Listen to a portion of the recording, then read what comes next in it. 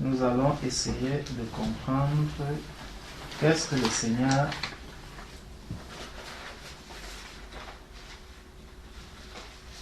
veut nous enseigner au sujet des rôles que chacun de nous a à accomplir dans l'Église. Déjà, ça risque d'être trop long, mais je sais que celles qui se plaignent le plus, ou celles qui cherchent plus, qui se demandent plus, qu'est-ce que nous devons faire? Quelle est notre vocation? Qu'est-ce que nous sommes appelés à faire dans le corps du Christ? C'est généralement les femmes. Et pour cela, j'aimerais que nous partions d'abord dans Genèse, chapitre 2. Genèse, chapitre 2, à partir du verset 18, nous dit: L'Éternel Dieu dit, il n'est pas bon que l'homme soit seul. Je lui ferai une aide semblable à lui. Donc, l'Éternel Dieu a vu qu'il n'est pas bon que l'homme soit seul. Et il décide donc de lui faire une aide semblable à lui. Cela ne veut pas dire que la volonté de Dieu est de faire un être égal à l'homme. Ça, c'est déjà une chose. Il dit: je lui ferai une aide semblable à lui. Donc, aucunement, le Seigneur, dès le commencement, n'a pas voulu que la femme soit égale à l'homme. Sinon, il aurait créé une autre femme en dehors de l'homme. Mais il a tiré la femme de la côte de l'homme. Et il a fait de cette femme celle-là qui est appelée à aider l'homme, pas à égaler l'homme. Et lorsque le Seigneur accomplit une œuvre, c'est parce qu'il estime que si l'homme suit ce chemin qu'il a tracé, alors celui-là arrivera à marcher et à avancer selon son plan. Donc celui qui est sur le chemin de l'Éternel, c'est celui-là qui est sur le chemin de la vérité, et c'est celui-là qui est sur le chemin de la vie, tel que lui-même nous le dit, qu'il est le chemin, la vérité et la vie. Ça veut donc dire, si une femme commence maintenant à jouer le rôle de l'homme, si une femme commence à se considérer comme égale à l'homme, elle est déjà sortie de la volonté de Dieu. Et ça, c'est autant valable dans le monde aujourd'hui que dans l'Église du Seigneur. L'Éternel Dieu forma de la terre tous les animaux des champs et tous les oiseaux du ciel. Et il les fit venir vers l'homme pour voir comment il les appellerait. Et afin que tout être vivant portât le nom que lui donnerait l'homme. Et l'homme donna des noms à tout le bétail, aux oiseaux du ciel et à tous les animaux des champs. Mais pour l'homme, il ne trouva point d'aide semblable à lui. Donc l'homme est toujours à la recherche d'une aide qui est semblable à lui. Alors l'Éternel Dieu fit tomber un profond sommeil sur l'homme qui s'endormit. Il prit une de ses côtes et referma la chair à sa place. L'Éternel Dieu forma une femme de la côte qu'il avait prise de l'homme et il l'amena vers l'homme. Donc, la femme est sortie de l'homme et l'Éternel l'a ramenée vers l'homme. Pourquoi? Pour que elle puisse aider l'homme qui a été créé le premier. Et l'homme dit, voici cette fois celle qui est os de mes os et chair de ma chair. On l'appellera femme parce qu'elle a été prise de l'homme. C'est pourquoi l'homme quittera son père et sa mère et s'attachera à sa femme et ils deviendront une seule chair. Allons maintenant voir dans Tite chapitre 2. Tite chapitre 2.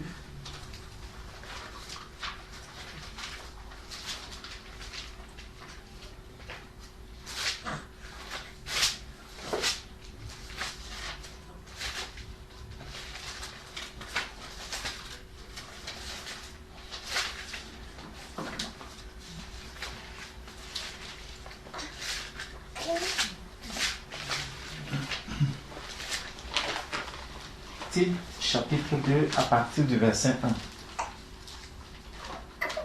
nous dit, pour toi, dis les choses qui sont conformes à la saine doctrine. Donc, l'apôtre Paul recommande à Tite de dire les choses telles qu'elles sont conformes à la saine doctrine. Dit que les vieillards doivent être sobres, honnêtes, modérés, saints dans la foi, dans la charité, dans la patience. Dit que les femmes âgées doivent avoir l'extérieur qui convient à la sainteté, n'être ni médisantes, ni adonnées au vin, qu'elles doivent donner de bonnes instructions. Qu'elles doivent donner de bonnes instructions. Or, nous savons que lorsque le Seigneur, l'apôtre Paul, s'adresse à... Gardons le doigt dessus. Allons maintenant à Colossiens. Colossiens, chapitre 3. Colossiens chapitre 3 au verset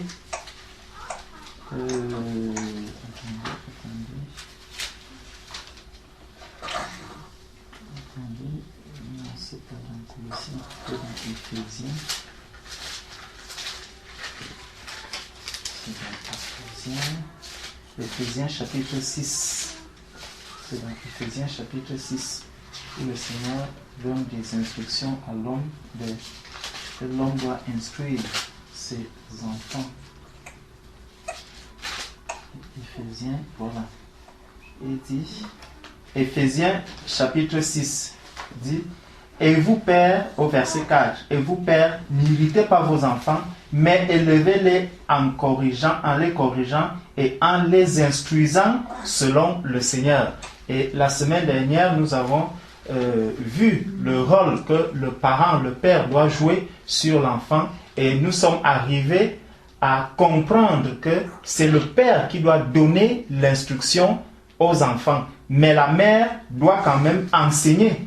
La mère doit quand même enseigner l'enfant et ça, nous pouvons le voir dans, je crois que ça doit être dans Proverbe 8.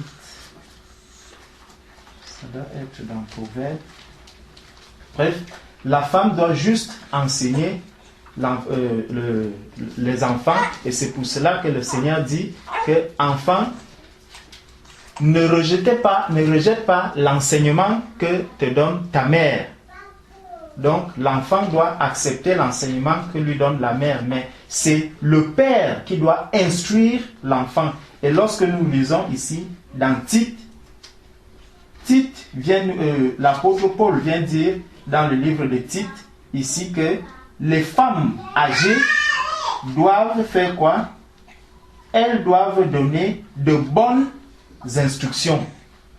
Donc la femme, lorsqu'elle est déjà âgée, elle obtient un statut particulier. une femme qui est déjà âgée obtient un statut particulier.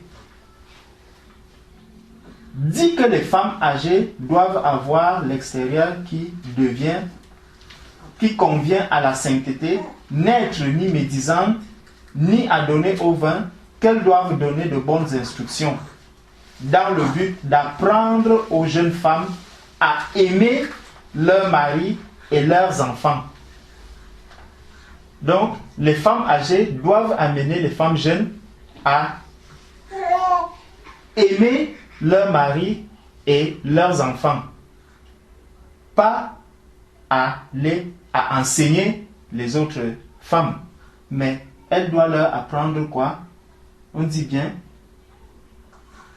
donner de bonnes instructions dans le but d'apprendre aux jeunes femmes à aimer leurs maris et leurs enfants. Pas dans le but d'approfondir la connaissance dans la parole de Dieu. Mais c'est vraiment dans le cadre du mariage, dans le cadre du ménage.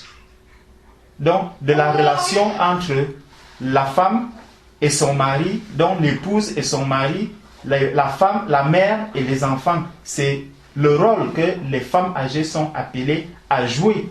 Donc, elles doivent donner ces instructions aux jeunes femmes qui viennent de se marier, qui n'ont pas encore d'expérience. Donc, elles doivent les encadrer pour qu'elles restent dans la connaissance, qu'elles bénéficient également de l'expérience qu'elles ont déjà eu à vivre.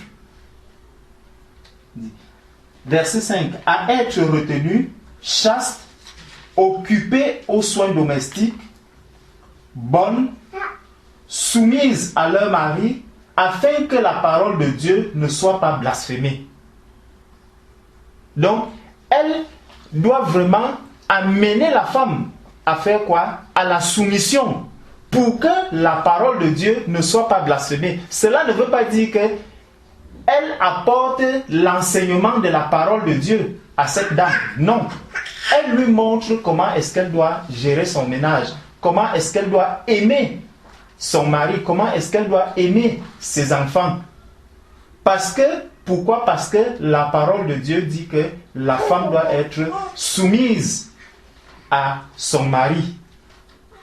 Même quand le mari n'est pas converti, la femme doit être soumise à son mari et gagner même le mari dans le silence.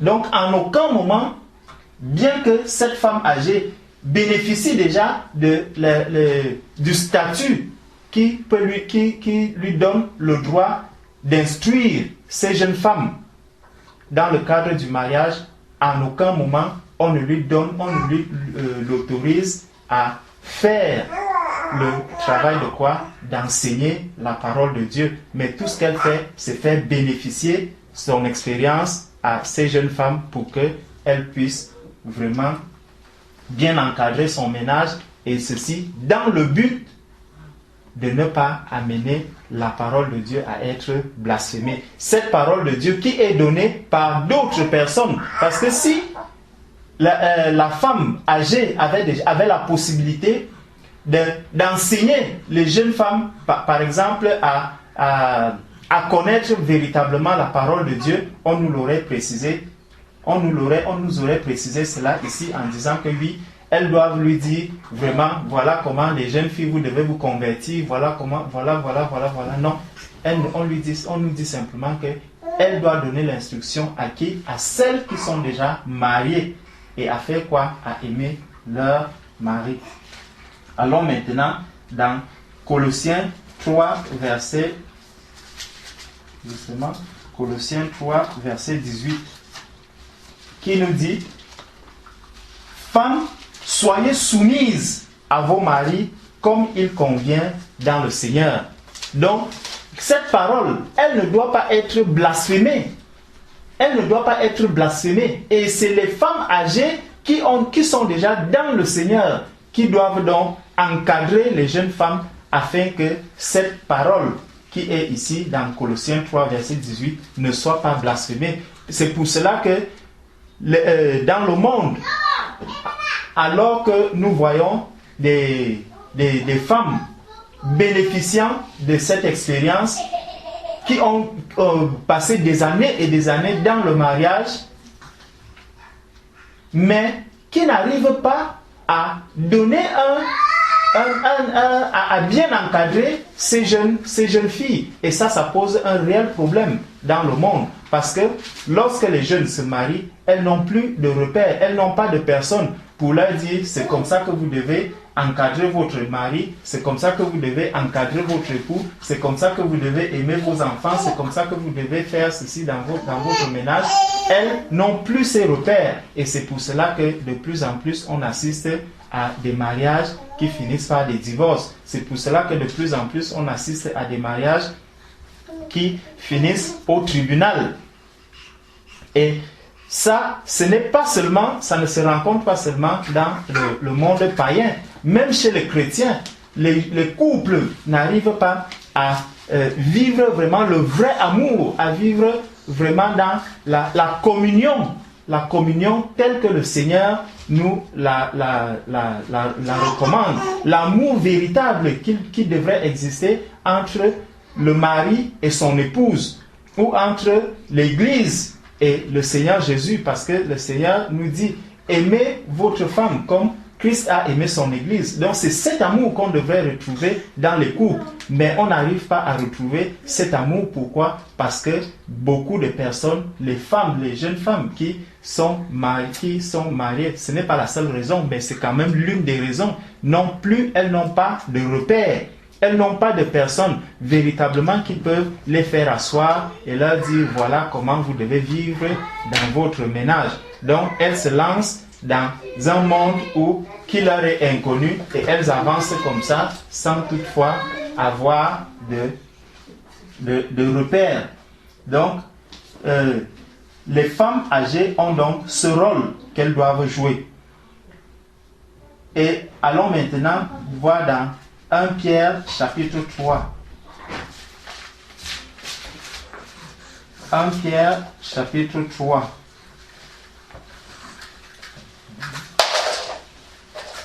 1 Pierre chapitre 3 qui dit « Femmes, soyez de même soumises à vos maris, afin que si quelques-uns n'obéissent point à la parole, ils soient gagnés sans parole par la conduite de leur femme. » Soient gagnés par la conduite de leur femme. Donc, la femme a déjà une lourde mission. C'est quoi? C'est que lorsqu'elle se retrouve dans un ménage, lorsqu'elle est avec un homme, marié à un homme non converti, tout ce que cette femme doit faire, c'est avoir une conduite exemplaire. C'est avoir une conduite exemplaire pour faire quoi? Pour gagner le mari. Comment? À travers sa conduite. Ils soient gagnés sans parole par la conduite de leur femme. Donc, juste ici, la parole est toujours retirée à la femme. Donc, même à ce niveau, dans le ménage, lorsqu'il faut maintenant amener l'homme au Seigneur, on retire encore la parole à la femme. Pourquoi? Parce que le Seigneur ne voudrait pas que la femme arrive à prendre le dessus sur son homme, sur son mari. Nous avons vu dans Genèse que la femme est quoi? Elle est l'aide. Elle vient pour aider l'homme. Et tu vas aider ton mari comment? Tu vas aider ton mari dans le silence. Et pour pouvoir aider ton mari dans le silence, à venir jusqu'à la conversion, quelle arme, quel instrument tu dois utiliser? C'est ta conduite. Donc, la femme doit se conduire de manière digne dans son ménage pour que le mari soit amené au Seigneur sans parole, sans qu'elle ne lui prêche la parole, sans qu'elle ne commence à lui prêcher l'évangile de Jésus-Christ. Donc, c'est sa conduite qui constitue maintenant la parole de la femme et la conduite que la femme a vis-à-vis de son mari. C'est au travers de cette conduite que son mari sera amené jusqu'au Seigneur.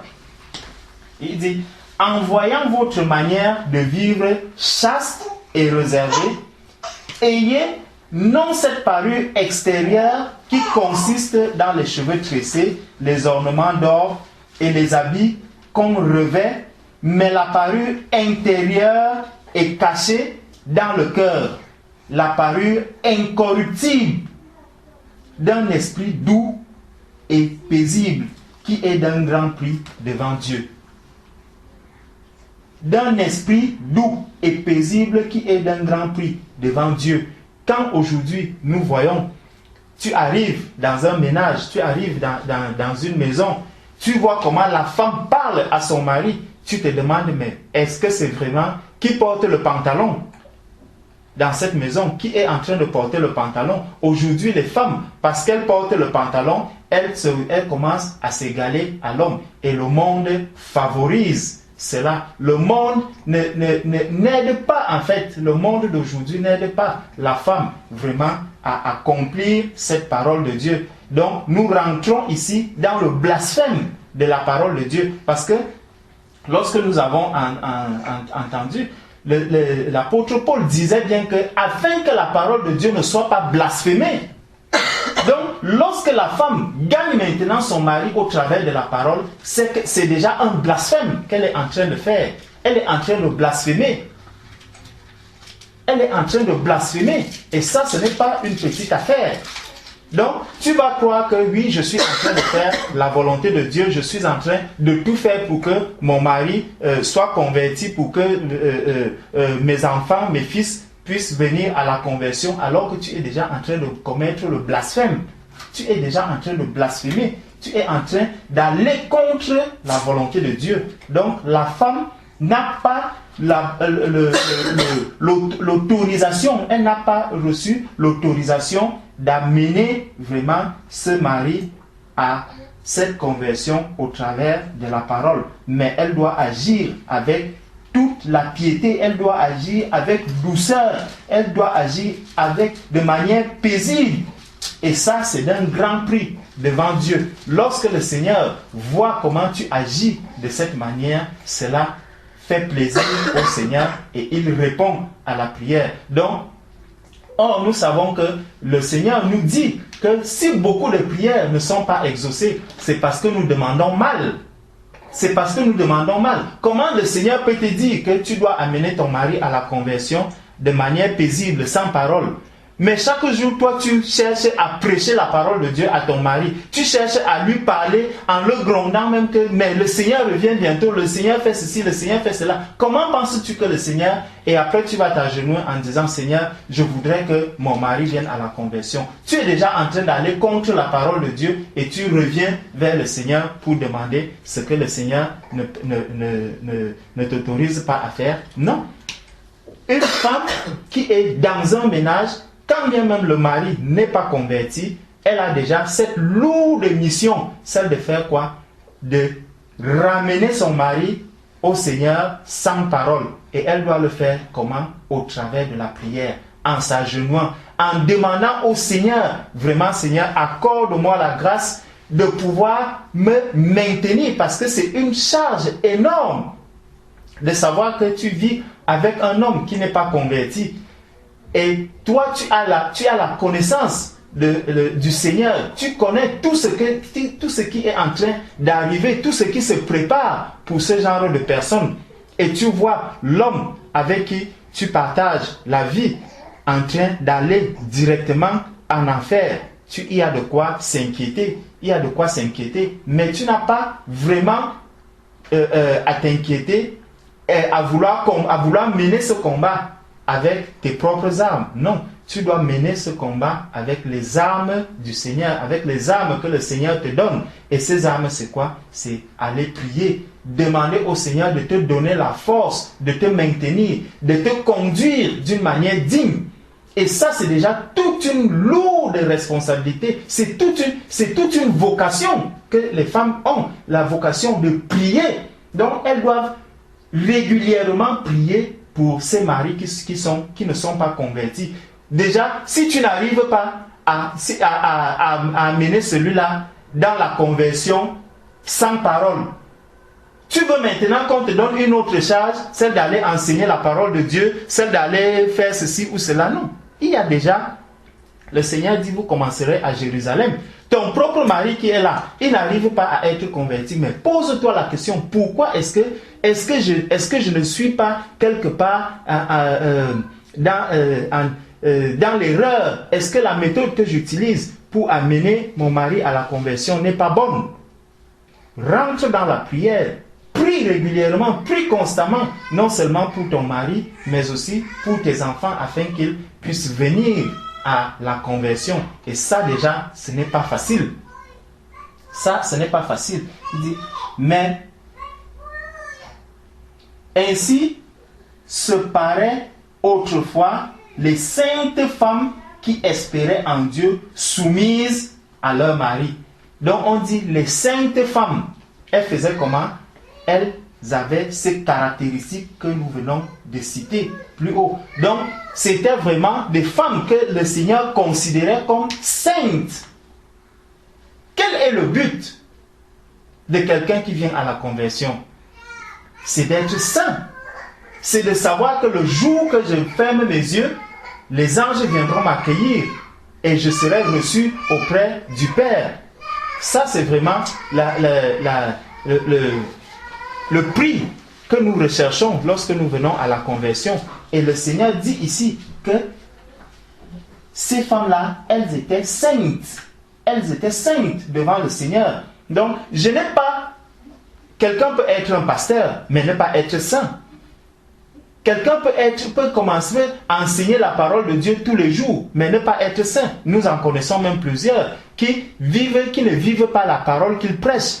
Beaucoup prêchent une parole, mais ne la mettent pas en application, mais ne vivent pas cette parole. Est-ce que ces personnes sont vraiment des saints devant le Seigneur? C'est une bonne question. Est-ce que ces personnes sont vraiment des saints? Or, nous, le but, ce que nous recherchons, c'est quoi? C'est vraiment de devenir saints devant notre Seigneur pour que nous puissions plaire à notre Dieu. On dit, comme Sarah qui obéissait à Abraham, elle l'appelait mon Seigneur. C'est d'elle que vous êtes devenus les filles, en faisant ce qui est bien, sans vous laisser troubler par aucune crainte. Donc, vous n'avez pas une crainte à avoir. Sarah appelait son mari Seigneur, Seigneur avec petit S. Elle appelait Seigneur. Elle était soumise à son mari.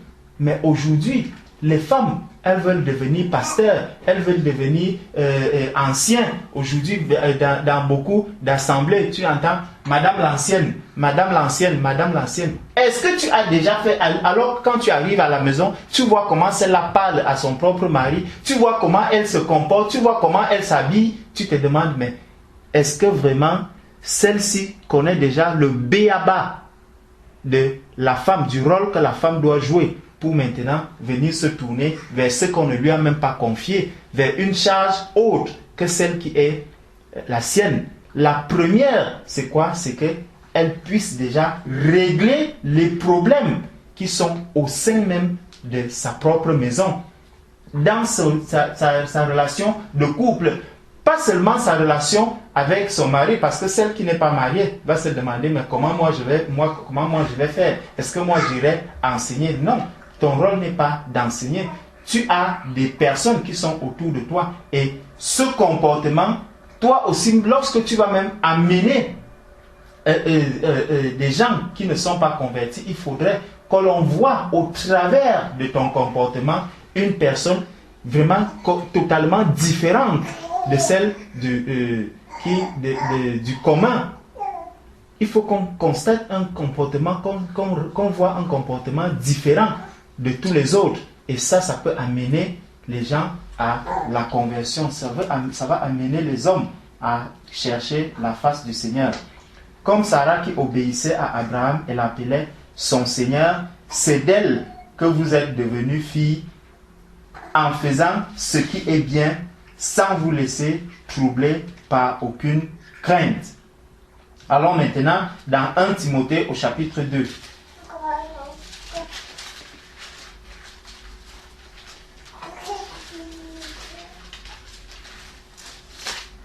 1 Timothée, chapitre 2.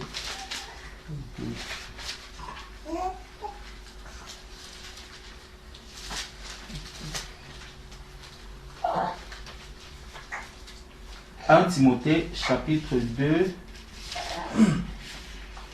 nous dit que la femme écoute l'instruction en silence avec une entière soumission. » Que la femme écoute l'instruction en silence avec une entière soumission. Combien de femmes aujourd'hui arrivent encore à écouter l'instruction en silence et en se soumettant à cette parole qui est donnée? De plus en plus, ça devient rare. De plus en plus, ça devient rare. De plus en plus, on compte des femmes qui deviennent pasteurs. De plus en plus, on compte des femmes qui deviennent apôtres. De plus en plus, on compte des femmes qui deviennent archibishops. On se demande si cette parole est encore d'actualité ou pas. Je veux aussi que la femme écoute l'instruction en silence, avec une entière soumission. Je ne permets pas à la femme d'enseigner ni de prendre de l'autorité sur l'homme, mais elle doit demeurer dans le silence. Elle doit demeurer dans le silence. La femme doit demeurer dans le silence. Pourquoi dans le silence? Parce que c'est sa conduite qui parle. La femme parle au travers de sa conduite. Si l'homme s'exprime au travers de la parole, la femme, quant à elle, s'exprime au travers de sa conduite. L'homme, lorsqu'il ira parler, lorsqu'il ira enseigner la parole de Dieu aux hommes, aux autres personnes, il va leur enseigner cette parole en sortant le verbe, en sortant la parole, en déposant la parole. Mais lorsque la femme va donner aussi cette parole, elle ne va pas sortir le verbe, mais c'est sa conduite qui va parler. Donc c'est au travers de la conduite de la femme, au travers du silence, dans une conduite dans le silence, pas une conduite accompagnée de la parole, mais une conduite dans le silence, de sorte que les yeux, ce sont mes yeux qui doivent voir que vraiment cette femme-ci est différente de toutes les autres. Cette femme-ci, comment est-ce qu'une jeune femme comme celle-ci peut se conduire de cette manière? Il y a quand même quelque chose en elle qui fait d'elle une fille différente de toutes les autres. Elle n'est pas comme toutes les filles que je rencontre ici dehors. Même quand je regarde son habillement, elle est totalement différente. Je ne vois aucune partie de son corps qui est exposée. Elle est habillée d'une manière digne. Et ça va amener déjà les hommes qui sont autour de toi à se poser des questions, à s'interroger sur toi. Et ça, c'est très important. Parce que lorsque le Seigneur, rappelons-nous dans Matthieu 16, Matthieu 16, gardons un peu le doigt dessus. Gardons le doigt ici et allons dans Matthieu au chapitre 16. Matthieu chapitre 16, au verset 13, Jésus pose la question à ses disciples. Qui dit-on que je suis? Qui dit-on que je suis? Chacun de nous aussi devrait pouvoir se mettre dans cette situation en se demandant, lorsque je marche, qui dit-on que je suis? Est-ce que vraiment la vie que je mène aujourd'hui reflète la vie d'un chrétien? Qui dit-on que je suis? C'est Jésus qui est en train de poser cette question à ses disciples. Et ça veut donc dire que même ceux qui sont autour, même ceux qui sont dans la foule, même les païens, ont une très haute importance, ont une très grande importance pour Jésus-Christ. Moi qui suis chrétien, les païens doivent avoir une très grande importance à mes yeux. Le témoignage que je dois apporter aux chrétiens, aux païens, doit être très très important. Je dois chercher par tous les moyens à ce que ceux qui sont là autour de moi sachent qui est-ce que je suis? Et ça, c'était une question très, très importante pour le Seigneur. Pourquoi? Parce que le Seigneur Jésus est venu mourir pour ces païens. Moi, je ne veux pas mourir, je ne meurs pas pour ces personnes, mais je veux quand même que ces personnes aussi soient sauvées, parce que moi, je suis aujourd'hui à l'image de Christ. La vie que je mène doit amener les autres également au salut. Mais si déjà on voit en moi quelqu'un de désordonné, un fornicateur, un adultère, un homme qui parle aux gens n'importe comment, un homme qui se comporte d'une manière vulgaire, mais je ne peux pas amener quelqu'un à se poser même la question, mais ce garçon, comment est-ce qu'il est? Pourquoi est-ce qu'il est comme ça? Pourquoi est-ce qu'il vit de cette manière? Chaque fois que je le vois, il n'est qu'avec son épouse. Je les vois vraiment, ils sont différents des autres. Et ça va amener les gens déjà à se demander, commencer à s'intéresser à toi. Et petit à petit, c'est comme ça que tu pourras maintenant, lorsque tu vas te rapprocher de l'une de ces personnes, il aura l'envie de t'écouter, d'écouter ce que tu vas lui transmettre, parce qu'il saura que tu es quand même quelqu'un qui peut lui apporter quelque chose de différent. Il peut gagner quelque chose à toi. Mais si tu es quelqu'un de vulgaire, dès que tu vas t'approcher de lui, la seule envie qui sera dans sa tête sera de s'échapper. Parce qu'il se demandera, est-ce que celui-ci ne veut pas déjà me voler? Est-ce qu'il ne veut pas déjà, si c'est une femme, est-ce qu'il ne vient pas pour me draguer? Et ça, c'est très important. Quand nous voyons même, il y a beaucoup de sœurs qui ont ces témoignages où, en voulant se rapprocher d'un frère, le frère a plutôt commencé à lui faire la cour. Mais qui dit-on que tu es? Est-ce que chacun de nous peut vraiment se poser cette question? Qui dit-on que je suis? Si je vois ma sœur vient chez moi, je vais l'accueillir comme ma sœur, ma sœur avec qui je suis né du même père ou de la même mère, étant donné que j'ai déjà mon épouse, je suis marié, je ne recherche pas une femme. Donc, si une sœur vient chez moi, elle aura le même traitement que ma petite sœur qui me suit ou celle qui vient après. Donc, je n'aurai pas à faire de différence. Je devrais plutôt lui donner des conseils, je devrais plutôt l'enseigner comment est-ce qu'elle doit vivre, comment est-ce qu'elle doit se comporter, plutôt que de commencer à faire des petits jeux, à faire des petits cache-cache en disant que oui, comme tu vois là, ma soeur, ceci, cela. Non. Qui dit-on que je suis? Tout chrétien doit pouvoir se poser cette question de Jésus. Et elle était très importante. Elle était très importante pour le Seigneur. Qui dit-on que je suis? Et lorsqu'il a fini de savoir donc qui est-ce que la foule ou ceux-là disaient qui il est revenu maintenant vers les disciples en leur demandant, et vous, qui dites-vous que moi je suis? Donc avant que je ne demande même à mon frère ici présent que, frère, quand tu me vois, comment est-ce que tu me trouves? Je dois déjà savoir ce que les gens de l'extérieur, eux, ils pensent de moi. Parce que ces personnes, elles ont aussi une importance. Donc, ce n'était qu'une parenthèse. Donc, nous étions à 1 Timothée chapitre 2.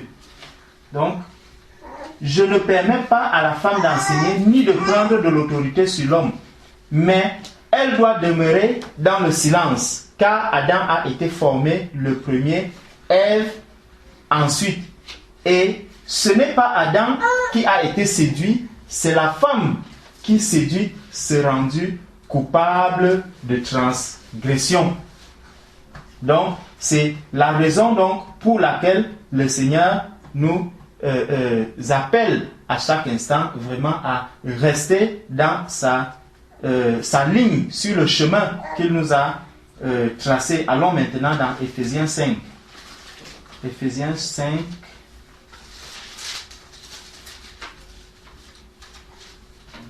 Éphésiens 5. Verset 20. Commençons au verset 22. Femmes, soyez soumises à vos maris, comme au Seigneur. Car le mari est le chef de la femme, comme Christ est le chef de l'Église, qui est son corps et dont il est le sauveur. Or, de même que l'Église est soumise à Christ, les femmes aussi doivent l'être à leur mari en toutes choses. Donc, la soumission, la femme doit être soumise à son mari en toutes choses. Et ça fait que lorsque il y a une histoire que je lisais encore, l'histoire de Esther. L'histoire de Esther que vous connaissez tous. Allons un peu chercher un peu cette histoire. C'est une histoire vraiment qui me touche chaque fois que je la lis. Comment est-ce que Esther arrive déjà à devenir reine? Comment est-ce qu'elle arrive à devenir reine? Il y a une histoire. C'est quoi? C'est qu'il y a justement la reine qui était là avant. Attendez. C'est Esther au chapitre 1 où on nous donne le nom de... Voilà, c'est Vasti. Voilà, la reine Vasti. Donc, vous voyez comment la reine Vasti s'est comportée. Son mari l'appelle, il veut la voir, mais elle refuse. Elle refuse de venir. Et c'est ça le comportement de plusieurs femmes d'aujourd'hui. Quand ton mari va t'appeler, parfois si c'est aujourd'hui on a le téléphone, elle regarde, il me dérange, qu'est-ce qu'il est en train de me dire? Mais regardez, lisez l'histoire de Esther, que ce qui est arrivé à cette femme. Elle a désobéi à son mari et à cause de cette désobéissance, elle a perdu la place qu'elle avait auprès de son mari. Et c'est comme ça que Esther arrive dans la royauté. Et Esther arrive donc dans la royauté, elle devient reine. Et étant donné que c'était une juive, il y a une situation qui vient maintenant se passer avec les juifs, où une loi sort qu'on doit tuer tous les juifs. Mais Esther étant une femme vraiment soumise et elle sait prendre le cœur de son mari, elle finit par demander la faveur, cette faveur à son mari pour que tout le peuple juif puisse être sauvé. Tout le peuple juif puisse être sauvé. Et ça simplement parce que la femme savait comment prendre son mari, elle savait comment prendre le cœur de son mari, comment s'entretenir avec son mari. Qu'est-ce qu'il fallait faire pour vraiment gagner son mari? Et elle a gagné comment? Vraiment pas avec grande chose. Parce qu'à un moment donné, lorsque nous lisons bien cette histoire de Esther, tu te dis, mais c'est une histoire vraiment incroyable. Où, pour se présenter devant le roi, ce n'était pas facile. Quand bien même tu étais son épouse, ce n'était pas facile. Mais elle est arrivée et le Seigneur lui a fait grâce. Elle est venue et le roi lui demande, qu'est-ce que tu veux? Avant de commencer, non. Elle a d'abord dit vraiment, si mon Seigneur... Non, faut que je donne les vraies paroles. Que je donne les vraies paroles de Esther. Il dit... Attends.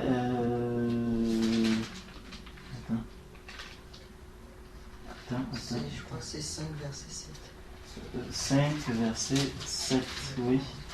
Esther répondit, voici ce que je te demande et ce que je désire. Non, elle a d'abord une première parole là. Quand on l'amène déjà devant le roi. 5, oui.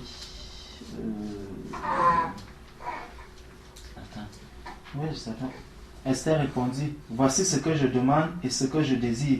Si j'ai trouvé grâce aux yeux, oui, c'est vraiment le verset 7. Si j'ai trouvé grâce aux yeux du roi, et s'il plaît au roi d'accorder ma demande et de satisfaire mon désir, que le roi vienne avec Aman au festin que je leur préparerai, et demain je donnerai réponse au roi selon son ordre. regardez un peu la manière dont une femme parle à son mari. Sarah appelait son mari Seigneur, mais regardez Esther, comment est-ce qu'elle parle au roi. Elle lui parle là comme si c'était vraiment une employée de sa maison, avec toute la dignité, avec tout le respect possible. Et cela ne peut que toucher le cœur du roi. Cela ne peut que toucher ceux qui sont là autour du roi. Et ça apporte vraiment un poids au mari. Et qu'est-ce que qu'est-ce qui s'ensuit? Il dit, parce que son mari aussi, pour voir son mari, comment est-ce qu'il... Le roi dit, quelle marque de distinction et d'honneur? Non, c'est pas là. C'est pas là, parce que Aman sortit ce jour. Donc son mari est très très touché. Son mari est très touché de cette manière d'être reçu par son épouse. Et il ne peut pas refuser. Il dit, mais tout cela n'est de point plus pour moi. Le roi dit, donc, bref, le mari prend tout de suite le vêtement. Le mari maintenant, il est vraiment touché d'une manière particulière au point où il donne en retour il fait le retour de l'ascenseur à son épouse. Il accepte immédiatement l'invitation de la femme. C'est bien son épouse, mais il est tellement, cette femme sait tellement le prendre qu'il ne peut pas refuser la demande de son épouse. Et qu'est-ce qui s'ensuit au travers du comportement de cette femme? Même Mardoché, qui était l'oncle de Esther, trouve grâce aux yeux du roi, parce que par la suite, lorsqu'on vient présenter le livre des, je crois, de ceux qui avaient été cette nuit-là, le roi ne put dormir et il fit apporter le livre des annales. Voilà. Donc le livre des annales, lorsque le livre des annales arrive maintenant au roi, le roi est encore, le Seigneur le conduit à voir ce que Mardoché a fait pour lui. Mardoché, au travers de Mardoché, il a pu avoir une information capitale qui a sauvé sa vie. Et il demande, mais qu'est-ce qu'on a fait pour cet homme? On lui dit, on n'a absolument rien fait. Et cet homme, c'est qui? C'est l'oncle de Esther. Et c'est là où Aman arrive, Aman qui veut tuer Mardoché. C'est à Aman maintenant qu'on dit, c'est toi qui vas conduire cet homme partout. Donc regardez un peu le poids, comment le Seigneur exauce à la soumission de Esther. Comment est-ce qu'il répond à l'acte que Esther est en train de poser? Esther qui s'est soumise à son mari. Et cette soumission accorde directement grâce à Mardoché. Mardoché qui est qui? Mardoché qui est l'oncle de Esther. Et son mari ne le sait même pas. Il ne le sait pas, mais c'est vraiment le Seigneur qui dit que lorsqu'il accorde une grâce, il répond à tes prières. Les voies du Seigneur sont insondables. Tu ne sais pas, tu adresses une prière au Seigneur, mais lorsque le Seigneur répond, il te sort une révélation, il te sort une réponse à laquelle tu ne t'attendais même pas du tout. On donne déjà autant d'honneur à Mardoché et par la suite, tout le peuple juif ne va plus périr à cause de la soumission de Esther, à cause de cette manière que Esther a eu de pouvoir bien parler à son mari, de toucher le cœur du mari. Et elle l'a touché sans toutefois trop de paroles, sans toutefois faire du blabla, sans toutefois le menacer, sans toutefois dire mais moi je suis une belle femme comme Vasti l'a fait. Elle ne l'a pas fait. Elle a su qu'elle était une très belle femme. Et parce qu'elle n'était pas des moindres, c'était une très belle femme parce qu'on choisissait les femmes avant de les amener devant le roi. On choisissait les femmes les plus belles. Et les femmes vierges, c'est elles qu'on amenait devant le roi pour qu'elles soient choisies. Et Esther, elle touchait le cœur de toutes les personnes qui la voyaient. Et quand on voit comment Esther se comporte ici devant son mari, il n'y a que lieu de se dire que vraiment cette femme avait eu une grâce. Allons maintenant dans Éphésiens 5 au verset 24, c'est là où on était, non? Donc, or de même que l'Église est soumise à Christ, les femmes aussi doivent l'être à leur mari en toutes choses. Maintenant, prenons Deutéronome 10. Donc, Deutéronome chapitre 10.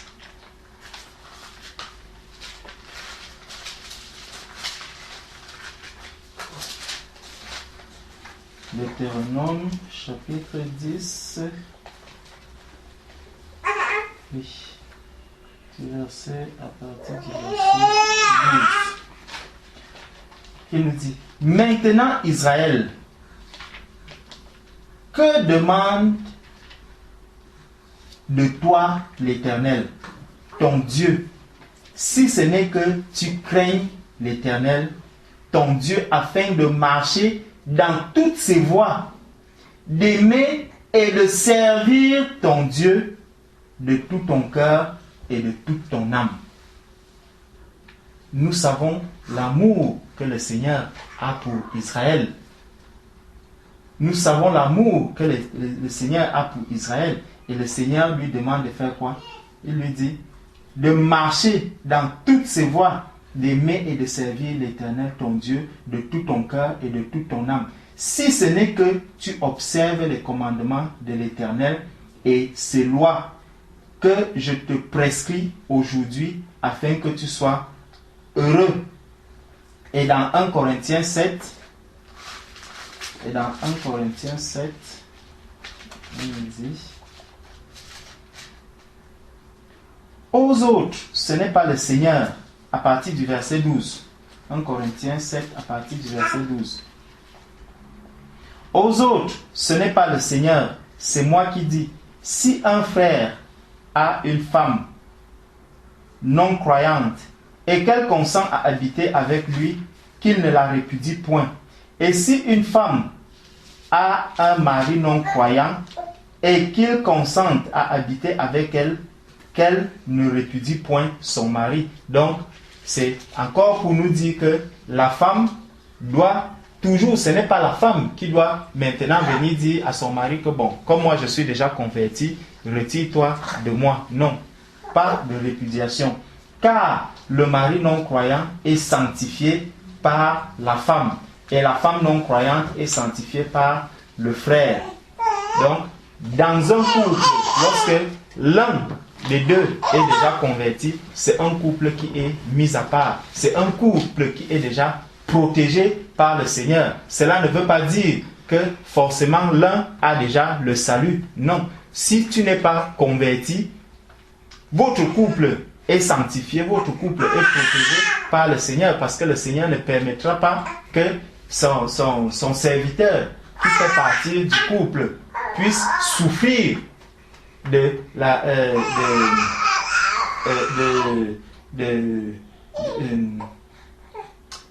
puisse subir ce qui vient du malin. Bien sûr, le malin viendra, pourra vous toucher, il pourra faire, mais le Seigneur protège ceux qui sont à lui. Donc votre couple est protégé par le Seigneur, parce que le Seigneur sait qu'il y a son enfant au milieu de vous.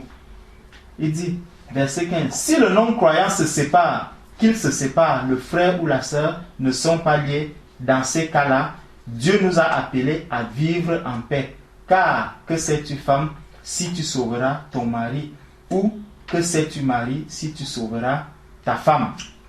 Donc vraiment, le Seigneur nous dit ici que le but, c'est quoi? C'est que nous restons toujours dans la paix. Nous restons toujours dans l'optique de paix, dans l'optique où la paix doit être préservée. Allons dans 2 Corinthiens, chapitre 6. 2 Corinthiens, chapitre 6. ne vous mettez pas avec les infidèles sous un joug étranger. Car quel rapport y a-t-il entre la justice et l'iniquité? Ou qu'y a-t-il de commun entre la lumière et les ténèbres? Et ça nous amène vraiment à comprendre que lorsque nous sommes déjà enfants de Dieu, nous ne devons plus nous mettre avec ceux qui ne sont pas dans le Seigneur. Donc, s'il y a un frère ou une sœur qui n'est pas encore converti, elle n'a pas à venir se mettre avec maintenant quelqu'un de non converti. Donc, le converti doit se mettre avec des convertis. Maintenant, allons encore voir les devoirs des femmes. Ça, c'est dans 1 Timothée. Je crois on l'a déjà lu, non? Je crois. 1 Timothée, chapitre 5. Non, Timothée 2, je crois, tout à l'heure. Non. Ça, c'est...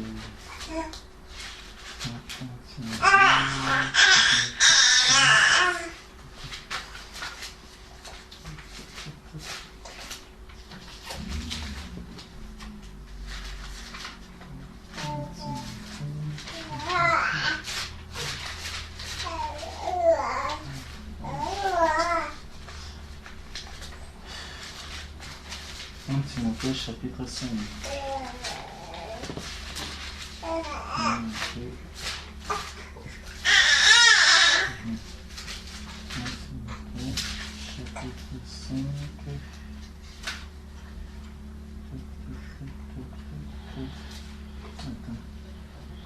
Je vais donc... Voilà. 1 Timothée chapitre 5 à partir du verset 14. 1 Timothée chapitre 5 à partir du verset 14.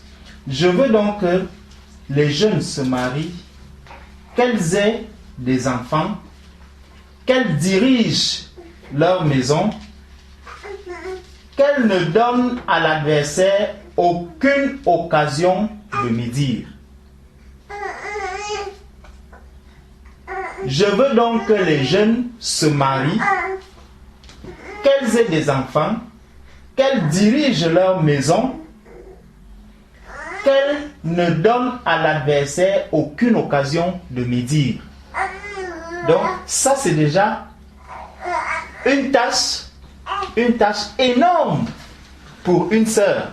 C'est déjà un rôle très lourd pour une sœur, s'occuper de son ménage, s'occuper de ses enfants, s'occuper de son mari, et tout ça dans le silence. Donc, elle le fait avec amour. Ce n'est pas pour elle, elle ne devrait pas le faire avec contrainte ou quoi que ce soit. Non, elle le fait vraiment avec amour. Et ne donnant pas à l'adversaire aucune occasion de médire. Donc quand elle le fait avec toute la joie. Elle le fait avec vraiment tout son cœur. Car déjà quelques-unes se sont détournées pour suivre Satan.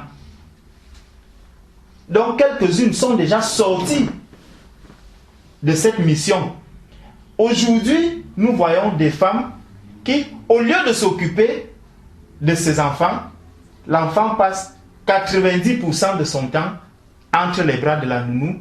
Son mari même, elle ne sait pas où est-ce qu'il vit. Quand le mari va rentrer, c'est le mari qui va encore aller à la cuisine, chercher de quoi manger. Et tout ça, est-ce que nous pouvons nous poser la question de savoir vraiment qu'est-ce que les autres pensent de la vie que je suis en train de mener? Qu'est-ce que ceux qui sont à l'extérieur, quand ils me voient, parce que beaucoup se disent, non, c'est parce que moi je travaille, j'ai un travail, il faut que je m'occupe, il faut que je m'occupe à plein temps.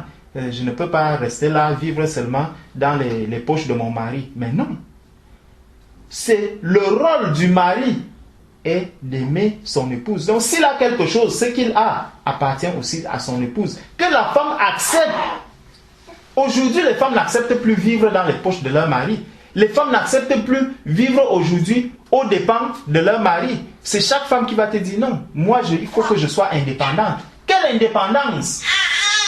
Tu es une femme mariée, mais tu dis que je veux être indépendante. Les deux formeront un. D'où vient encore l'indépendance là-dedans? Et on a dit depuis la Genèse que tu es là pour aider ton mari. Mais au lieu d'être encore l'aide aujourd'hui, les femmes recherchent l'indépendance. Les femmes cherchent à être indépendantes. Non, moi je vis ma vie, je n'ai rien à lui demander. Il fait ce qu'il veut. Son argent, je ne m'en occupe pas. Mais tu es dans l'erreur, ma soeur. Tu es dans l'erreur. Et ici, il dit clairement, car déjà quelques-unes se sont détournées pour suivre Satan. Donc, c'est vraiment Satan qui les amène à suivre ce chemin, à sortir de la volonté de Dieu.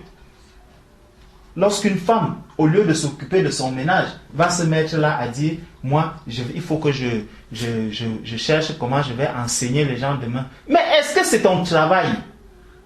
Ton mari est là, il meurt de faim. Fais à manger à ton mari. Fais à manger à tes enfants. Occupe-toi de ton ménage. Est-ce que tu te poses vraiment les questions concernant ton propre ménage? Non.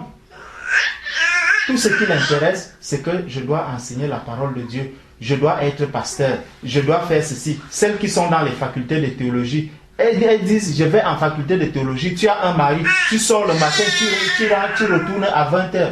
Tout ça parce que quoi? Parce que je cherche à devenir pasteur. Mais vraiment, ma soeur, est-ce que tu es encore dans la volonté de Dieu? Qu'est-ce que tu fais de ce verset qui dit, car déjà quelques-unes se sont détournées pour suivre Satan. Si quelques fidèles, hommes ou femmes, a des veuves qui les assistent, voilà. Donc, hommes et femmes, si nous avons des veuves, nous devons les assister. Ça, c'est un rôle que nous devons jouer dans l'église. Regardons un peu le nombre de veufs et le nombre de veuves qui sont autour de nous. Est-ce que nous les assistons vraiment? Est-ce que nous les assistons vraiment? Et que l'église n'en soit point chargée afin qu'elle puisse assister celles qui sont véritablement veuves. Donc, pour que l'église vraiment vienne maintenant s'occuper de celles qui n'ont pas pu faire d'enfants, de celles qui ont perdu leur mari, qui sont restées seules, qui sont vraiment dans la nécessité. Parce que je ne peux pas faire que mon frère, ce que cette parole nous dit, c'est que lorsque mon frère a une veuve, chez lui, il doit aider cette veuve, il doit s'occuper de cette veuve. Maintenant, les veuves qui n'ont plus de famille, qui sont abandonnées, c'est maintenant à l'église de s'en occuper. L'église ne doit pas s'occuper de la veuve d'un frère ou de la veuve qui est dans la famille d'une sœur, alors que la sœur va chercher maintenant à dire, oui, je vais donner l'argent pour payer ma dîme, je veux faire ceci. Mais quelle dîme tu vas payer? Cette parole dit que tu dois t'occuper de cette veuve. Aujourd'hui, quand les gens disent, je paye la dîme, je donne les offrandes à l'église, je fais ceci, les veuves qui sont chez toi, est-ce que tu t'en occupes? Non, elles ne s'en occupent pas. Or, c'est une mission que le Seigneur te donne. C'est une charge que le Seigneur te donne. Tu dois t'occuper de cette veuve. Si elle est seule, régulièrement, tu dois aller vers elle, causer avec elle, t'entretenir avec elle. Savoir, est-ce que ça va? Qu'est-ce que je peux t'apporter? Est-ce que tu as à manger? Est-ce que tu as ceci? Tout ça, le Seigneur nous demande de faire ce travail. Mes sœurs, il y a énormément de travail à faire dans le corps du Christ. Le seul travail à faire, ce n'est pas celui d'enseigner la parole de Dieu. Ce travail est déjà réservé à une catégorie de personnes. Tout le reste du travail est à faire. Le Seigneur dit, la moisson est grande, mais il y a peu d'ouvriers. La moisson est grande, mais il y a peu d'ouvriers. Priez le maître de la moisson pour qu'il envoie les ouvriers. Qu'est-ce que nous faisons? Aujourd'hui, le seul travail que tout le monde cherche à faire, c'est enseigner la parole de Dieu. devenir pasteur. Et comme dans le monde leur a appris qu'il faut aller dans une estrade. Tu as un grand micro, tu te tiens là debout. Oui, le Seigneur dit, voici, avec un grand costume ou une grande robe noire avec un col pastoral. Tu te dis, oui, je suis déjà ceci. Non. La moisson est grande, mais il y a peu d'ouvriers. La moisson est grande. Il y a énormément à faire dans l'église du Seigneur. Si quelques fidèles ou femmes a des veuves, qu'il les assiste et que l'église n'en soit point chargée afin qu'elles puissent assister celles qui sont véritablement veuves. Et ça, nous le voyons également dans Éphésiens 6. Maintenant, dans Éphésiens chapitre 6.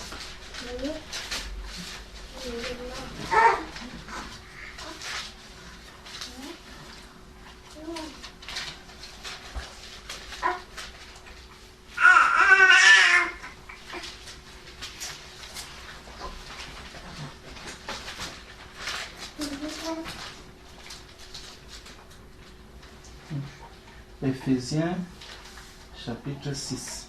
On nous dit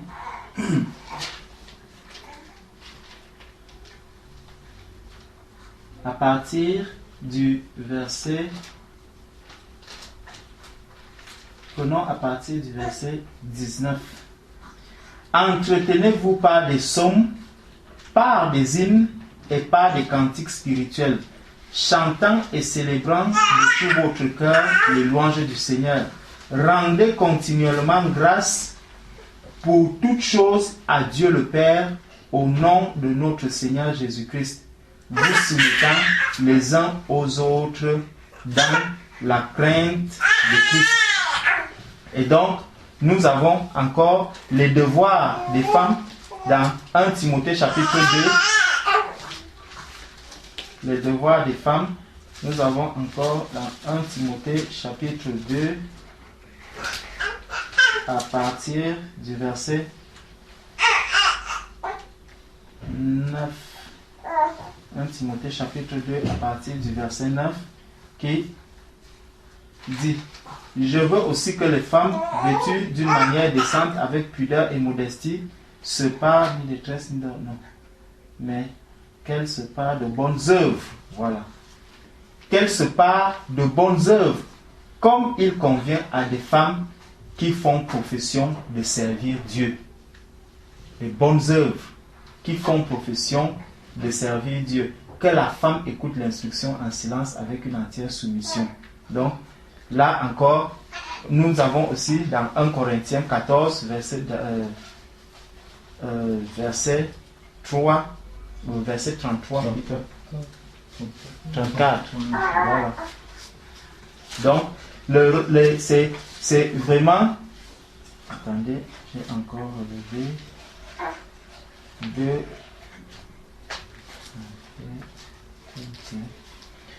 Voilà. Maintenant, j'aimerais aussi qu'on voit un peu ce qui a amené beaucoup de femmes à sortir de la volonté de Dieu. Prenons 2 Timothée. 2 Timothée, chapitre 3. 2 Timothée, chapitre 3.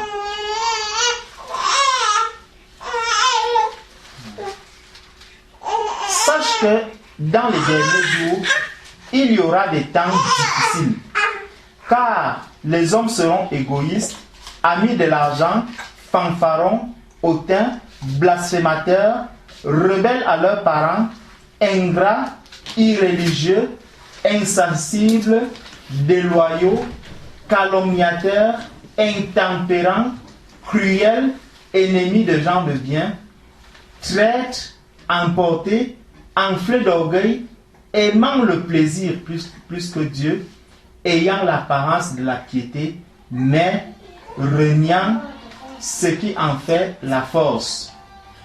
Éloigne-toi de ces hommes. Il en est parmi eux qui s'introduisent dans les maisons et qui captivent des femmes d'un esprit faible et borné, chargées de péché, agitées par des passions de toute espèce. Verset 6. Il en est parmi eux qui s'introduisent dans les maisons et qui captivent des femmes d'un esprit faible et borné. Ces femmes sont comment? Elles sont chargées de péché, agitées par des passions de toute espèce. Donc ça montre déjà que la femme, elle doit absolument éviter ce genre d'homme, éviter ce genre de s'adonner à tout genre de passion, les passions du monde. Quand nous voyons un peu comment le monde séduit aujourd'hui, la personne qui est la plus séduite par le monde aujourd'hui, c'est la femme. Regardons un peu les publicités, regardons les affiches. Quand vous allez voir, sur 10 affiches, vous verrez 8, la femme est pratiquement nue. Sur 8, tout le corps de la femme est exposé. Est-ce que c'est vraiment encore la volonté de Dieu? Est-ce qu'on est encore dans le sillage même? Est-ce qu'on est encore sur la deuxième route parallèle à celle de Jésus? Parce que c'est peut-être la troisième ou la quatrième parallèle où celle-là se trouve en ce moment.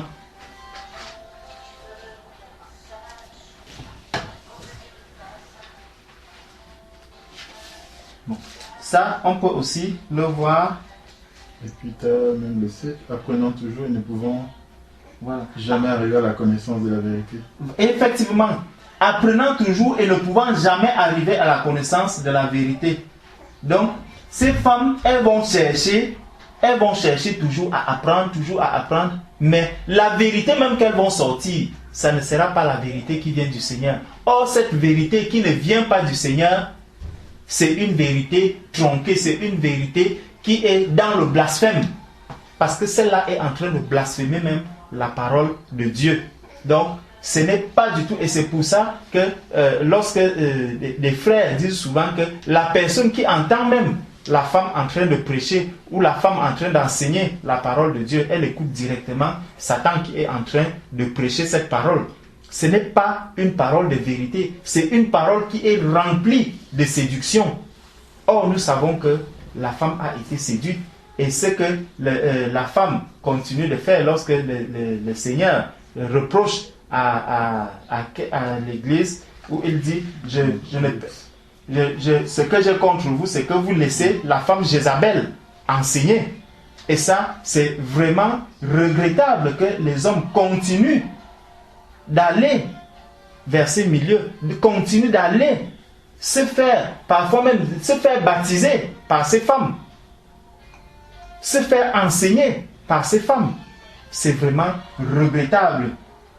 Allons maintenant voir dans Jérémie, il y a aussi Jérémie 7 au verset 18 où il est question d'idolâtrie.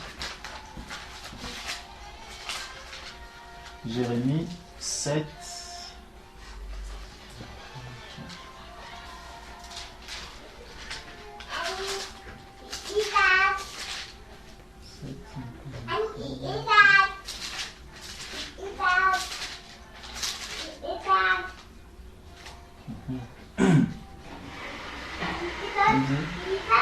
Ne vois pas, commençons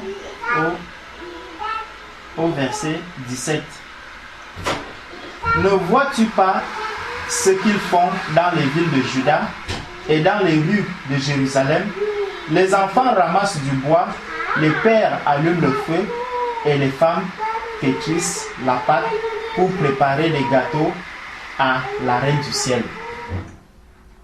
Pour préparer des gâteaux à la reine du ciel et pour faire des libations à d'autres dieux afin de m'irriter.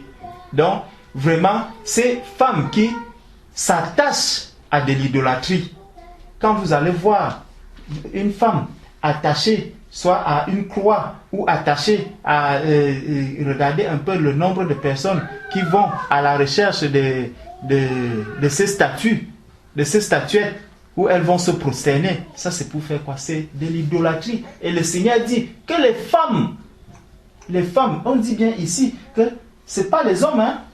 Il dit, et les femmes pétrissent la pâte. Donc, il y a les enfants, il y a les hommes, tous sont là-dedans, mais la femme doit faire très, très, très attention. Et les femmes pétrissent la pâte pour préparer des gâteaux à la reine du ciel. Et pour faire des libations à d'autres dieux afin de mériter. Donc, une personne qui s'attache à de l'idolâtrie, vraiment, elle est sortie de la volonté de Dieu. Et ça ne peut pas glorifier le nom du Seigneur. Prenons encore, il y a aussi des femmes qui s'attachent à la sorcellerie. Il y a également la sorcellerie. Bon, je ne sais pas si ici beaucoup de les gens pratiquent de la sorcellerie ou de la magie. Je ne sais pas beaucoup. Donc, vraiment, c'est pour dire que lorsque le Seigneur nous a appelés à son service, le Seigneur a donné à tout le monde du travail à faire. Les femmes ont un énorme travail. Parce que lorsque le Seigneur parle, dit que la femme doit être au service de son ménage. Une femme qui est mariée à un homme converti, cette femme elle doit prier régulièrement, elle doit prier constamment pour la paix dans son couple. Le Seigneur nous amène à la prière, le Seigneur nous demande de prier régulièrement. Cette femme, elle doit pouvoir prier pour son mari, afin que si son mari enseigne même la parole de Dieu, que le Seigneur continue de remplir son mari pour qu'il puisse vraiment accomplir fidèlement la mission qui est la sienne. Parce que quand nous voyons un peu les femmes aujourd'hui, dans beaucoup de couples, vous allez voir que le mari était d'abord pasteur et par la suite, la femme est devenue pasteur.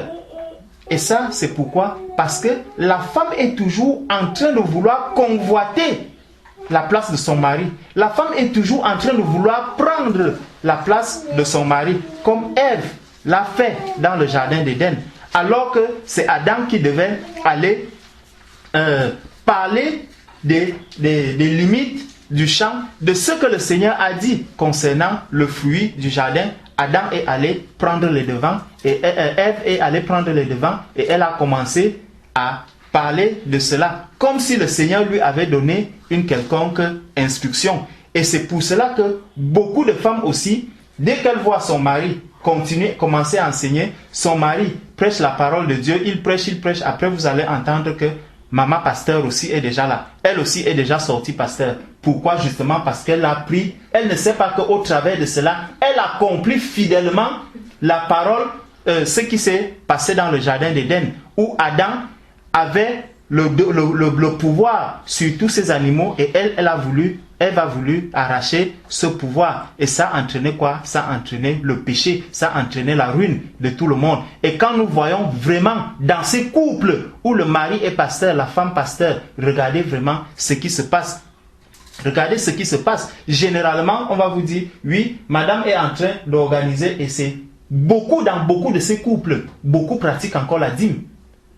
Beaucoup cherchent à multiplier le taux de la dîme. Ils cherchent à avoir encore plus, à recueillir encore plus. Tout ça, est-ce que c'est vraiment la volonté de Dieu? Généralement, dans ces couples, nous allons voir que l'homme n'a plus la parole. Parce que lorsque tu vas vouloir parler, la femme va te dire, la même parole que tu enseignes, c'est elle aussi que j'enseigne. Qu'est-ce que tu vas donc dire à cette femme? Tu vas te plier, tu vas commencer à te plier. Lorsqu'elle va te dire, oui, moi j'ai mon programme à l'assemblée, je dois aller diriger mon assemblée aujourd'hui. Bon, s'il y a quelque chose à manger, tu vas te débrouiller. L'homme aussi doit aller à son assemblée. Qui va s'occuper du ménage? Qui va s'occuper des enfants? On va appeler les fidèles. Venez vous occuper de la famille du pasteur. Venez vous occuper de la famille du pasteur. Est-ce que c'est ça que la parole de Dieu enseigne? la femme doit s'occuper de son ménage. Si le mari enseigne, que la femme reste là et qu'elle prie pour son mari, qu'elle prie pour les frères qui enseignent la parole de Dieu, qu'elle prie pour les apôtres, qu'elle prie pour les prophètes, qu'elle prie pour les autorités, qu'elle prie. Nous avons chacun un rôle très important à faire dans le corps du Christ. Ce n'est pas le travail qui manque lorsque le Seigneur dit que la moisson est grande. Elle est vraiment grande. Et nous ne pouvons même pas faire le tiers ou la centième partie de ce qu'il y a à faire. Je ne sais pas combien de personnes prient pour les autorités. Je ne sais pas combien de personnes prennent la peine de prier pour ceux qui sont élevés en dignité. Je ne sais pas combien de personnes arrivent à assister même ces veuves qui sont autour de nous. Vous pensez que qui va faire ce travail? Si tout le monde se met à enseigner, qui va s'occuper de toutes ces autres tâches? Le Seigneur a donné à chacun du travail à faire. Et lorsque nous lisons dans Romains, nous voyons le rôle des diaconesses. Les diaconesses, il y a Phébé qui est cité parmi ces diaconesses et qui a un rôle très important dans l'Église.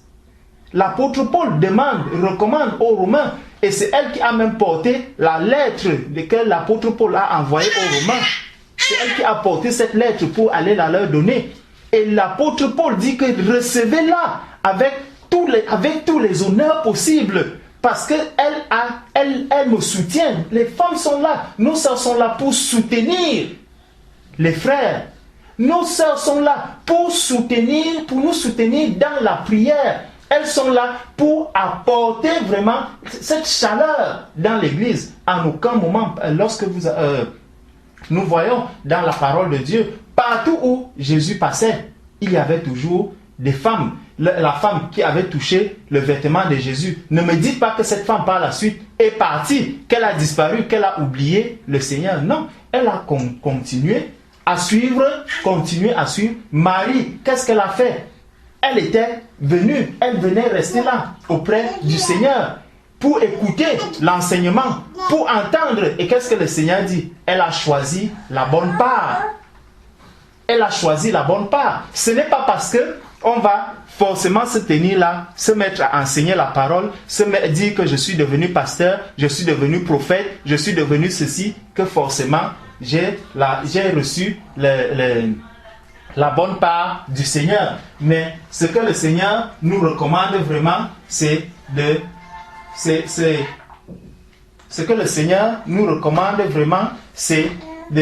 chercher la face, de chercher véritablement la face du Seigneur, afin que si nous avons à faire quelque chose dans le corps du Christ, qu'on puisse le faire bien, parce que le Seigneur nous dit que malheur à celui qui fait l'œuvre de Dieu avec négligence. Lorsque le Seigneur t'a donné une responsabilité, mets-toi dans ce cadre et accomplis fidèlement le travail que le Seigneur t'a confié. Il serait regrettable que je prends le cas, nous sommes dans cette maison, les frères doivent arriver, les sœurs doivent arriver. Il faut encore que pendant que je dois me mettre à prier, vraiment Seigneur, accorde-moi ton esprit afin que je puisse avoir quelque chose à dire à mes frères, à mes sœurs. Seigneur, utilise-moi aujourd'hui, que tu sois encore là en train de courir à gauche, à droite. Je dois chercher à faire à manger aux frères. S'ils vont voir un morceau de pain que je cherche, il faut que je cours encore pour balayer, il faut que je cours encore pour faire ceci, il faut que je cours encore, alors que madame est là. Pourquoi madame dit aussi que moi aussi je dois m'apprêter à chercher quelque chose que je vais enseigner. Il faut aussi que j'ai une parole à donner. Mais non, ce n'est pas ça ton rôle. Tu as un travail à faire. Occupe-toi de ce travail. Fais ce travail bien. Ne le fais pas avec négligence. Et là, tu verras le Seigneur exaucer tes prières. Tu verras comment le Seigneur va agir dans ta vie. Il y a encore le cas de Ruth. Dans la parole de Dieu, nous connaissons tous ce qui est arrivé à Ruth. Comment elle a reçu la grâce du Seigneur.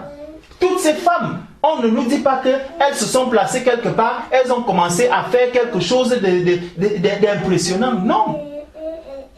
Le Seigneur a donné aux hommes leur tâche. Il a donné aux femmes le travail qu'elles doivent faire.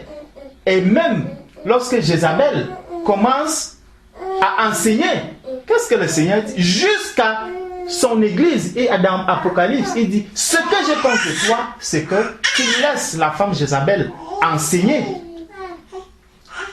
Mais beaucoup, quand tu vas leur dire, on va te dire, mais ce n'est qu'une parole qui était sortie, comme ça, ce n'est que ceci. Mais non, c'est une parole. Le Seigneur ne veut pas que la femme occupe cette place d'autorité dans son église. Il y a Christ, il y a l'homme et il y a la femme. Que la femme s'occupe du travail qui revient, des tâches qui reviennent à la femme, et que l'homme s'occupe du travail qui lui a été confié. Le Seigneur a confié des tâches à tout le monde dans l'église, et il y a énormément de choses à faire. Il y a énormément autour de nous, il y a énormément de misérables, il y a énormément de malades. Combien de fois les sœurs se sont déplacées pour aller prier pour ces malades? On ne le fait pas. Pourquoi? Parce qu'on cherche à enseigner, parce qu'on cherche à être pasteur, parce qu'on veut vraiment que je sorte une prophétie, parce qu'on veut faire ceci. Est-ce que nous avons vraiment regardé autour de nous?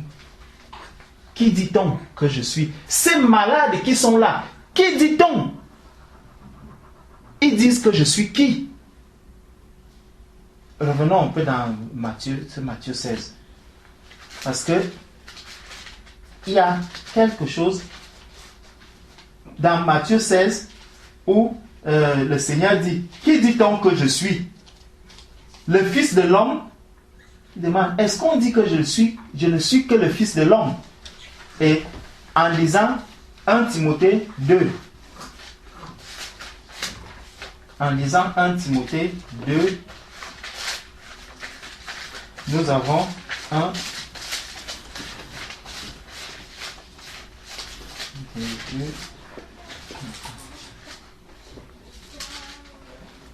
Timothée 2.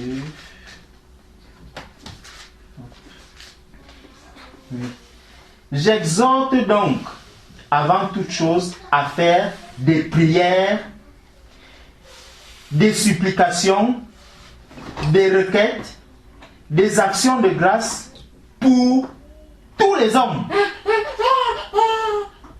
J'exhorte donc, avant toute chose, à faire des prières, des supplications, des requêtes, des actions de grâce pour tous les hommes.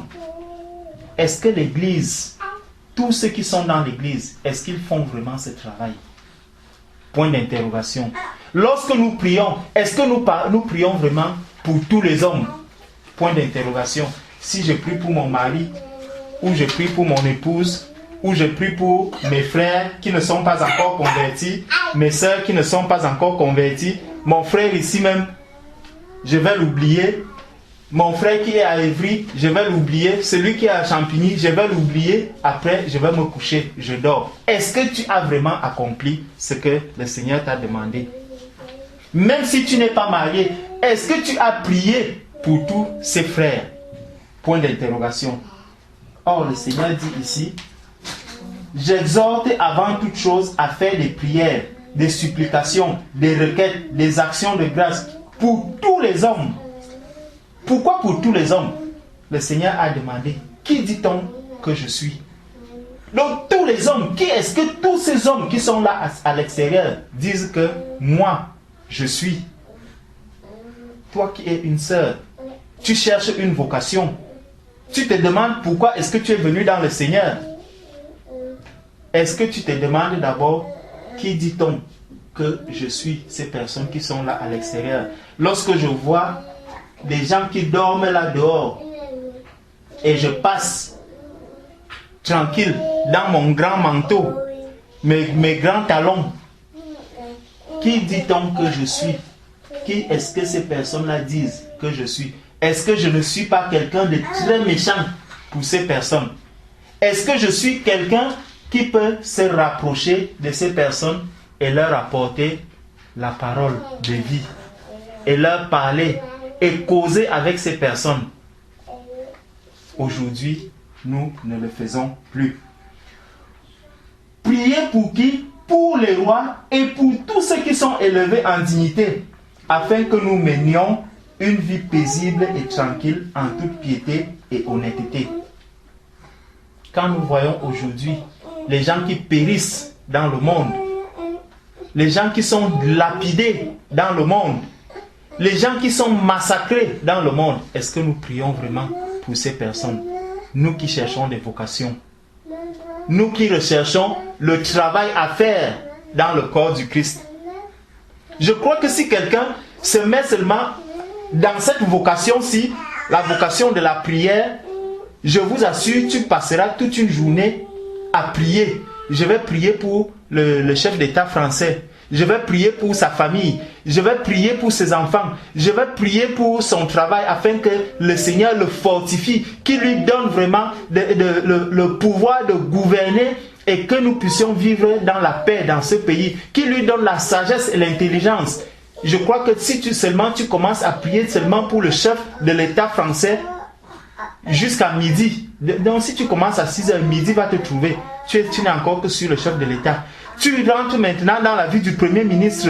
Je dois prier pour le Premier ministre aujourd'hui. Tu commences à prier, Seigneur, je voudrais que tu le conduises. Je voudrais que tu l'encadres. Je voudrais que tu le protèges. Je voudrais que tu fasses ceci. Je crois, toute une journée, tu n'auras prié que pour ces deux personnes. Il y a l'armée. Il y a les députés. Il y a les maires. Il y a les préfets. Toutes ces personnes, est-ce que nous prions pour ces personnes? Non. Nous ne prions pas pour elles. Mais comment est-ce qu'on peut donc être en paix? Comment est-ce qu'on peut donc vivre dans la paix? Si tout le monde dit, moi je vais seulement enseigner la parole de Dieu, moi je veux être pasteur, je veux être évangéliste, je veux être ceci. Non. Il y a énormément de travail à faire. La moisson est grande, mais il y a peu d'ouvriers. Peu de personnes s'attachent vraiment à la parole de Dieu. Très peu de personnes cherchent vraiment à faire ce que le Seigneur demande de faire. Il dit, cela est bon et agréable devant Dieu, notre Sauveur. Ces prières que nous devons faire, cela est bon devant Dieu. Comme nous avons vu, je ne sais pas l'exemple que nous avons cité là, où le Seigneur disait que cela était bien. Voilà le cas des femmes âgées. Que cela est bien, ça permet d'éviter que la parole de Dieu soit blasphémée. Ici, le Seigneur dit que cela est bon et agréable devant Dieu. Qui veut que tous les hommes soient sauvés et parviennent à la connaissance de la vérité? Tous les hommes doivent être sauvés. Tous les hommes, sans distinction, ni de sexe, ni de race, ni de taille, ni de rang social. Non, tous les hommes doivent être sauvés. Même le grand magicien d'aujourd'hui, nous devons prier pour lui, pour qu'il arrive à la conversion. Même ceux qui persécutent, même ceux qui tuent les Boko Haram. Est-ce que le monde aujourd'hui prie pour Boko Haram? Pour qu'il vienne à la conversion? Qui aujourd'hui peut vraiment me dire qu'ils ont déjà beaucoup prié pour Boko Haram ou pour l'État islamique? Qui prie pour eux? Eux aussi doivent être sauvés. Ils doivent être sauvés, ils doivent arriver à la conversion. Parmi eux, qui nous dit qu'il n'y a pas parmi eux des gens aussi que le Seigneur voudrait sauver? Si nous les abandonnons, si nous les laissons à eux-mêmes, nous les abandonnons à eux-mêmes, comment est-ce qu'ils entendront la parole si on ne la leur transmet pas? Comment est-ce qu'ils vont entendre cette parole? Comment est-ce que le Seigneur pourra se tourner vers eux si nous, l'Église, nous ne supplions pas le Père que Seigneur accorde ta grâce à ces personnes? Ils ont aussi droit au salut. Et le Seigneur dit quoi? Il dit que cela est bon, cela est agréable parce que toutes ces personnes doivent arriver au salut. Nous avons énormément de travail à faire. Nous avons énormément de choses à faire. Mais quand il dit que ces personnes soient sauvées, sauvées de quoi? Sauvées du péché. Et ça, nous pouvons le voir dans Romains 6. Romains 6, 23. Parce que Romains 6, verset 23.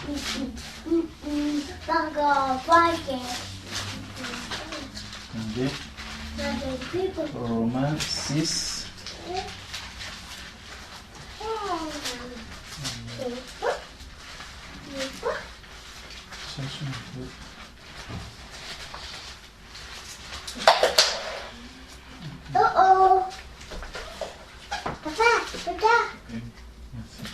Romains 6, verset 23, il dit: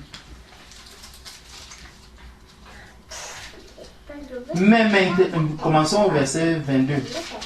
Mais maintenant, étant affranchis du péché et devenus esclaves de Dieu, vous avez pour fruit la sainteté et pour fin la vie éternelle.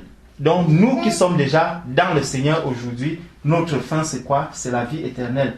Car le salaire du péché, c'est la mort. Le salaire du péché, c'est la mort. Donc ces personnes qui sont dans le péché aujourd'hui doivent être sauvées. Ils doivent sortir de ce péché. Nous devons prier le Seigneur, que le Seigneur touche leur cœur afin qu'ils sortent du péché et qu'ils reçoivent quoi? Le don gratuit de Dieu qui est la vie éternelle en Jésus-Christ, notre Seigneur. Donc, c'est pour nous dire que nous avons un travail énorme, que ce soit les frères, que ce soit les sœurs. Chacun de nous a un travail bien précis à faire dans le corps du Christ. Le travail ne manque pas. La moisson est grande, mais il y a peu d'ouvriers. La moisson est grande, mais il y a peu d'ouvriers. Que chacun se mette au travail. Si tu commences vraiment à prier, tu pries, à un moment le Seigneur va te dire que bon, tu es déjà suffisamment armé maintenant. Commence maintenant à prier pour ces personnes qui sont à l'extérieur, pour les malades. L'autre jour, on en parlait encore avec des frères, nous disant qu'il faut qu'on commence à sortir maintenant pour aller prier pour ces malades, même s'il n'y a pas, même si la guérison n'arrive pas immédiatement, que ces échecs ne nous découragent pas. On va continuer, on va persévérer jusqu'au moment où nous arriverons également à agir comme les apôtres agissaient. C'est-à-dire, tu arrives, tu vois un malade, tu lui poses la main, tu lui dis: je n'ai rien à te donner, mais au nom de Jésus, lève-toi et marche. Et que la personne se lève et qu'elle commence à marcher. Les sœurs aussi peuvent le faire. Les sœurs doivent le faire. Elles doivent aussi prier pour les malades. Pourquoi? Parce que nous avons tous l'Esprit Saint en nous. Ne disons pas que, parce qu'en ce temps, tu ne vas plus entendre que non, il n'y a plus ni homme ni femme. En ce temps, lorsqu'il faudra rentrer dans la neige pour aller prier pour les malades qui sont à l'extérieur, là les sœurs vont dire non, le sexe faible. Là, non, il fait trop froid aujourd'hui. Frère, allez-y. Nous, on va vous préparer les déjeuners. Non. Là, nous tous, nous avons l'Esprit Saint en nous. Allons en prière. Allons prier pour ces personnes. Le Seigneur va exaucer notre prière. Allons, combattons ensemble. Nous allons combattre tous le malin. C'est à ça que le Seigneur nous appelle. Le Seigneur nous appelle vraiment à travailler. À travailler. Ce n'est pas le travail qui manque dans le corps du Christ. Il y a énormément de travail à faire. Énormément de travail à faire. Mais que chacun cherche vraiment à se mettre à ce travail. C'est plutôt la volonté de travailler qui nous manque. Ce n'est pas le travail. C'est la volonté de travailler qui nous manque. Et vraiment, prions le Seigneur pour qu'il nous accorde la force d'aller toujours de l'avant et d'être toujours sur son chemin. Nous avons aussi le cas de Tabitha qui a été Dorcas, oui. Dorcas qui faisait aussi du bien. Et nous voyons comment est-ce qu'elle s'en est sortie par la suite. Donc, tout ce que le Seigneur nous demande de faire, nous devons le faire avec joie, avec beaucoup d'amour, pour ne pas laisser la voie au malin, une quelconque faille au malin à venir jusqu'à nous. Amen. Amen. Seigneur, nous te rendons grâce, Papa, parce que c'est toi qui nous as encore conduits aujourd'hui. Seigneur, tu nous as montré que dans ton Église, le travail ne manque pas. Père, il n'y a pas de chômage, Seigneur, dans ton Église, mais il y a même peu d'ouvriers. Seigneur, nous te prions afin que non seulement tu envoies les ouvriers dans la moisson, Seigneur, mais que ceux qui sont déjà dans cette moisson ne fassent pas ce travail avec négligence. Père, accorde-nous la grâce de nous sacrifier, Père, pour le travail que tu nous as donné. Seigneur, éclaire chacun de nous et permets que nous puissions véritablement nous tourner vers toi, Seigneur, afin d'être tes serviteurs, ceux-là qui te servent avec amour. Merci, Papa, pour ton esprit qui est en nous. Continue de nous éclairer au nom de Jésus, notre Seigneur et Sauveur. Amen.